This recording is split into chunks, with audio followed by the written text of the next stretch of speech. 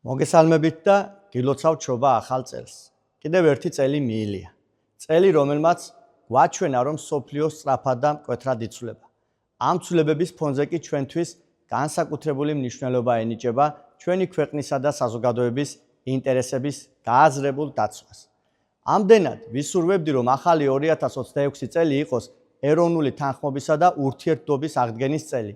ახალი წლის დადგომას ულოცავ ყველას, ულოცავ პედაგოგებს, სამედიცინო პერსონალს, პოლიციელებს, უსაფრთხოების საბაჟო და დაცვის სამსახურის თანამშრომლებს, მეხანძრე მაშველებს, სამხედრო მოსამსახურეებს, ემიგრანტებს, სპორტსმენებს, მესაზღვრეებს, საჯარო მოხელეებს, საზოგადოებრივი ტრანსპორტის მძღოლებს, დასუფთავების სამსახურის თანამშრომლებს, კულტურისა და მომსახურების სფეროს წარმომადგენლებს, ჟურნალისტებს, პროკურატურისა და სასამართლო ხელისუფლების წარმომადგენლებს, დიპლომატებს, ადვოკატებს და ყველას, ვისაც მცირე წვლილი მაინც შეაქვს ქვეყნის წინსვლასა და განვითარებაში. შობა ახალ წელს განსაკუთრებით ვილოცავ პატარებსა და ხანდაზმულებს, ასევე ჩვენს აფხაზ და ოს დებსა და ძმებს. და აი ახალი 2026 წელი იქცეს იმ წლად, როცა ერთმანეთის ნდობა, თანხმობა და მხარდაჭერის სურვილი ყველა სირთულეზე ძლიერი აღმოჩნდება.